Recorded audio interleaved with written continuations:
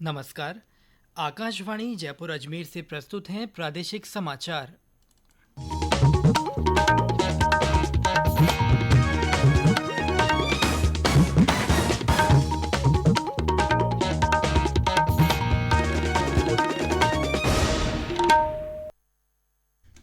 समाचारों के साथ मैं सिद्धार्थ जैन।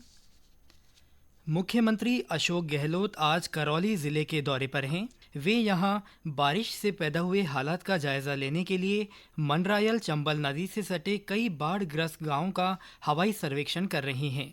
श्री गहलोत बाढ़ प्रभावित लोगों से बातचीत भी करेंगे।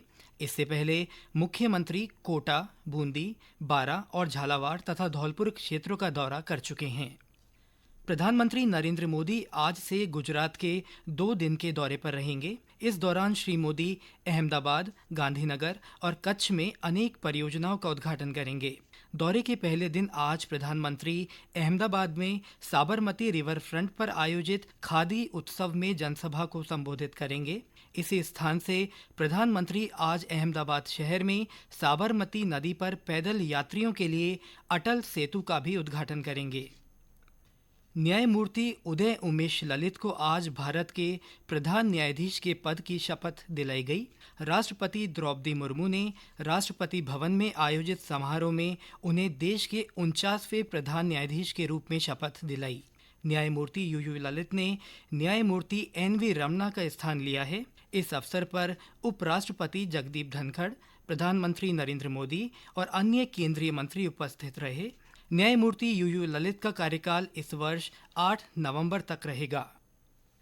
प्रदेश के विश्वविद्यालयों और कॉलेजों में छात्र संघ चुनाव की मतगणना जारी है। जयपुर के राजस्थान विश्वविद्यालय में सुबह 10 बजे से मतों की गिनती शुरू हो गई है।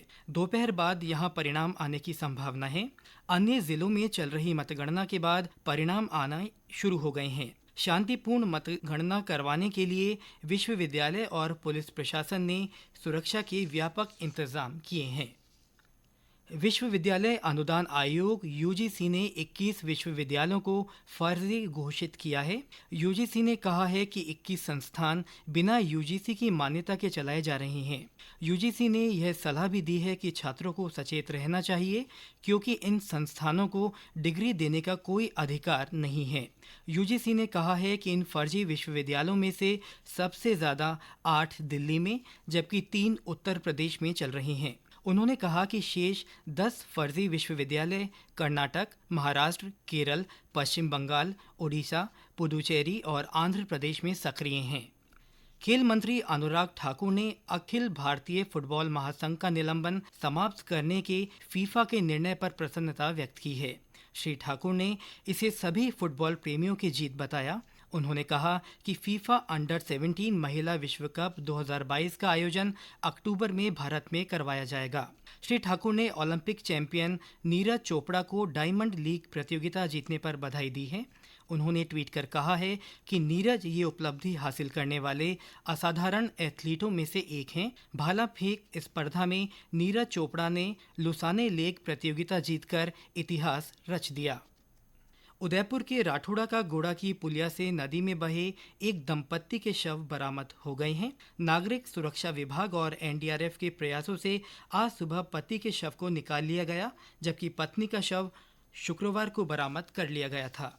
गौरतलब है कि 2 दिन पहले पुलिया पर बहते पानी को पार करते हुए ये दंपत्ति मोटरसाइकिल सहित नदी में बह गए थे। इधर जयपुर आगरा राष्ट्रीय राजमार्ग संख्या 21 पर कालखों के पास एक बस और ट्रक की टक्कर में बस चालक की मौत हो गई और 20 अन्य लोग घायल हो गए। घायलों को दौसा के राजकीय अस्पताल में भर्ती करवाया गया है। प्रदेश में कल कोरोना संक्रमण के 495 नए मामले सामने आए। इनमें सबसे ज़्यादा 157 मामले जयपुर जिले में मिले। प्रधानमंत्री नरेंद्र मोदी कल आकाशवाणी के मन की बात कार्यक्रम में अपने विचार साझा करेंगे। ये कार्यक्रम सुबह 11 बजे आकाशवाणी और दूरदर्शन के सभी नेटवर्क्स पर प्रसारित किया जाएगा। मन की बात कार्यक्रम प्रधानमंत्री कार्यालय, आकाशवाणी समाचार की वेबसाइट तथा mobile app news on AIR पर भी उपलब्ध रहेगा।